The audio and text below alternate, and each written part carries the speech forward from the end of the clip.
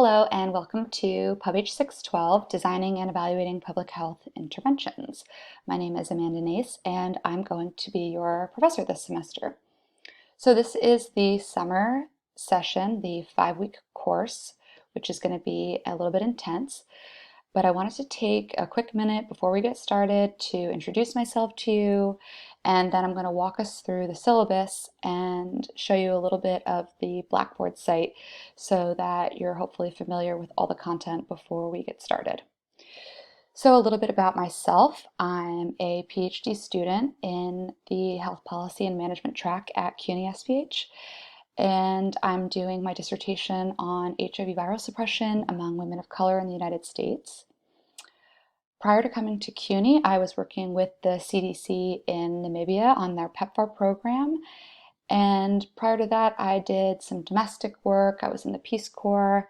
So I've been working in various aspects of public health for a little over a decade now. Since I've been working on my PhD, I've gotten involved in some global and domestic public health consulting opportunities. So that's a little bit about me and what I've been up to. And now I'm going to start walking us through the syllabus.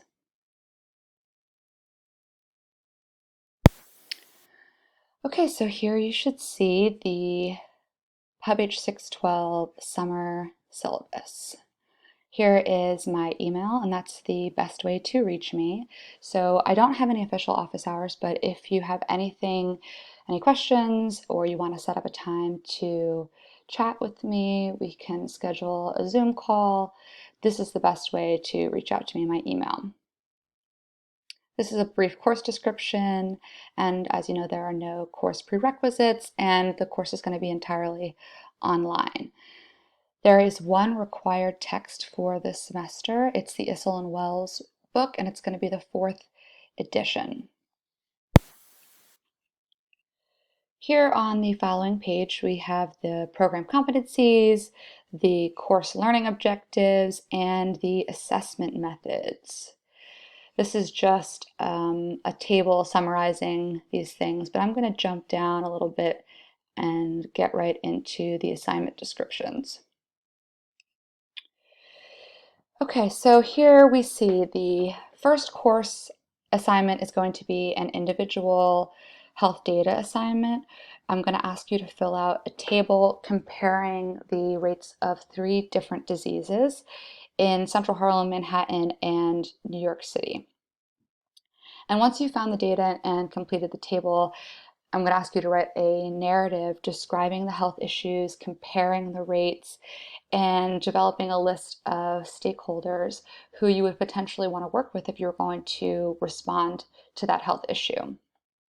I also want you to discuss in that assignment potential drivers for these health issues, and this should be based on academic research. So, I'm not interested in if you think that alcoholism is a driver of child asthma, but if that's something that has been borne out in the research. So please cite peer-reviewed literature throughout this assignment. And this is going to be worth 15 points. I also want to flag that all of these assignments, these are brief assignment descriptions here, but there are additional descriptions under the assignments tab in Blackboard. So once you've done that first assignment on those 3 health issues, then you're going to be grouped with other students randomly to work together on designing and evaluating a public health intervention for one of those 3 health areas. Now, I know that some of you may not be big fans of group work. However, it is incredibly rare that you would design and evaluate a public health program on your own without working with other individuals. So I think that working in a group, this is going to be the best way to simulate a potentially real-life situation where you're going to be asked to work with a variety of different stakeholders, different public health experts, to come together and create something to address a health issue. So the first assignment that as a group you're going to be asked to do is to complete a logic model for your intervention. And we're going to be using the CDC Logic Model Manual from 2011 as a guide. I've also posted templates, and during that week that assignment is due, there's also an additional PowerPoint kind of walking through logic model development. So that should be pretty clear. And then the second group assignment is going to be the larger final group proposal, which is going to be due at the end of the semester. So I'm going to ask you that you and your groups are going to work together and complete these following components: the significance and problem of the problem and community assessment, the intervention implementation plan, an evaluation plan, and a sustainability and dissemination plan. This entire assignment is going to be worth 30 points. It's going to be handed in at the end of the semester. And it's going to be a maximum of 12 pages. I understand that it's very difficult to try to get all of this and all this information into 12 pages. However, please respect the page limits and be as concise as possible, and put all of your tables and diagrams, charts, put them all as appendices at the end of the document so that we're just looking at 12 solid pages of text. A little further down here, we have some additional writing guidelines for the course. Please use APA citations and then standard 12-point font, 1-inch margins, and I want everything double spaced. On all of your assignments, please include your name, your course number, and your section number, because there are 2 sections of the course. And then lastly, we have here class participation. So this class is obviously online, and it's going to use the discussion board platform to share ideas. And this is my way to see how you're engaging with the weekly content. So there are 2 components to the discussion boards. First, I want to see you do a post and about 100-word reflection. This should be well written, free from spelling and grammatical errors, where you respond to the readings and you bring in other ideas and thoughts about the topic. And then a second post where you respond to one of your classmates, and that way hopefully we'll have a nice dialogue going on between us online. Then there will also be 5 quizzes. So every week there's going to be a quiz, and they're going to be based completely on the lectures, and the PowerPoints and all the information's coming from those. It's really coming from your Issel and Wells textbook. Once you open up the quiz in Blackboard, you must complete it in 1 session. So you'll have 45 minutes to answer the 5-question quiz. Only 1 attempt is allowed, and you can find the quiz at the bottom of the week folder in the weekly materials on Blackboard. You'll be able to see all of the correct answers, incorrect answers, once the due date has passed. And as I mentioned, each quiz is worth 5 points. All assignments in this course during this 5-week intensive summer session are going to be due on Friday at midnight. So please set an alert in your phone so that way you always know to find time sometime in the preceding week to get your quiz in. These, don't take up too much time, but they can, it's just really important that you get them in on time, because there's no late, we won't accept any late material or any late quizzes. Here you see a grade breakdown where you'll have 15% of your grade is from the first health data assignment, 20% is from the logic model, and then the 30% on your final proposal, 10% for discussion boards, 25% for quizzes, and that's how we wind up with the full 100 points. Here's the standard grade system for CUNY SPH, other standard information about grade appeals and class participation. Here I'm saying late or incomplete assignments will not be accepted. This course is going to move really quickly, so we really don't have time for any late materials. There will not be any makeups, rewrites, and we may offer an extra credit opportunity, so stay tuned for that.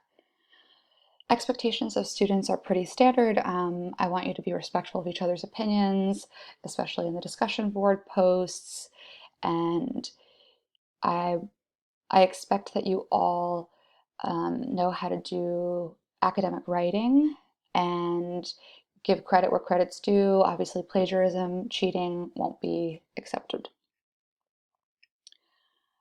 Some things you can expect from me. I'll be providing regular announcements, and so I'll send out a email every week updating you on the course and what's going to be due that week, just as a little reminder to make sure nobody's missing anything. I'll monitor my emails, so once again, if you have any questions, anything, just email me, and I usually respond within 24 hours, Monday to Friday, and 48 hours on a weekend. And I try to grade and get feedback to you on your assignments as soon as possible, but definitely within 2 weeks of the due date. We don't have her information listed here, but I do want to highlight that you'll have a TA for this summer course. It's going to be Leanne Estrada, and I'll ask her to post her information on Blackboard soon, so you can know how to reach out to her as a resource as well. Okay, and then we come down here and we see the course schedule. So week 1, we're doing an overview of the course. We're talking about the context of health program development, evaluation, and community stakeholders and disparities.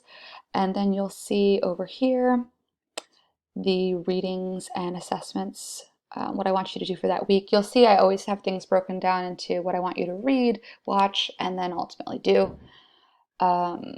So each week you're going to be asked to watch 2 separate PowerPoints. I suggest you break it up and watch one and then a couple days later maybe watch the other to give yourself some time to digest.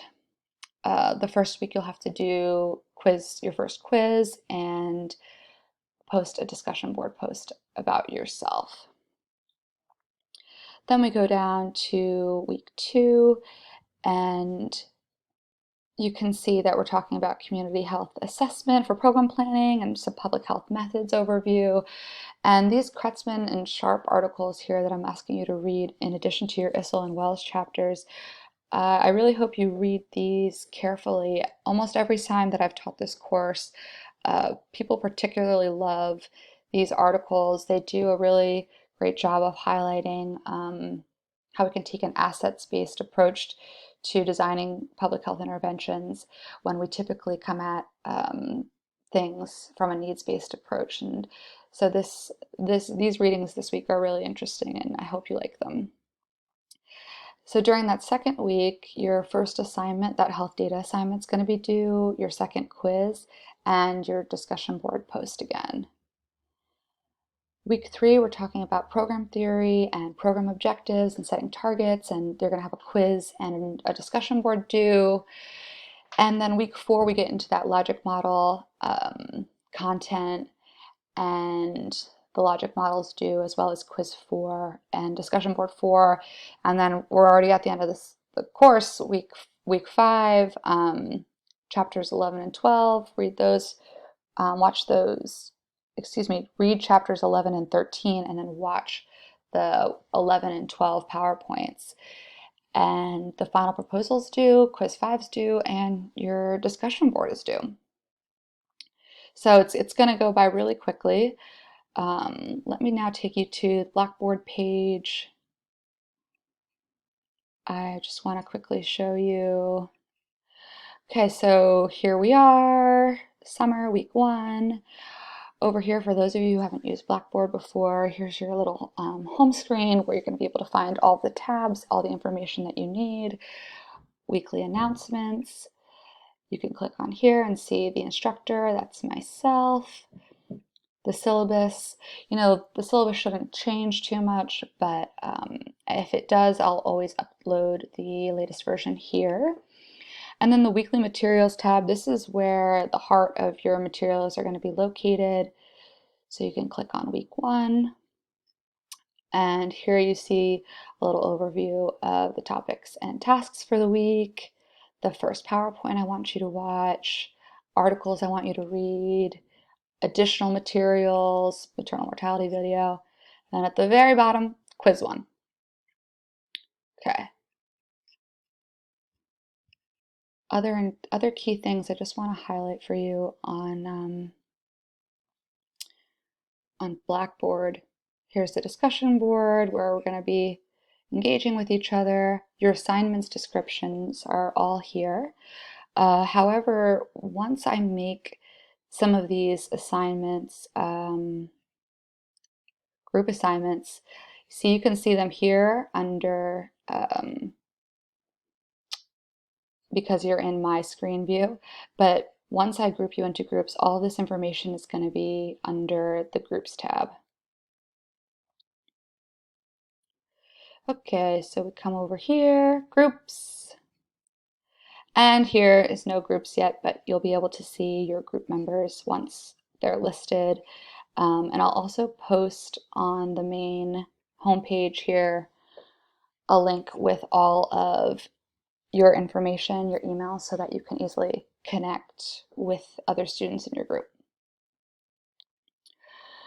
Okay, I think that pretty much covers everything I wanted to go over for the course. I'm really looking forward to getting to know you this semester. Please don't hesitate to reach out to me or to Leanne, and I look forward to it. So see you soon.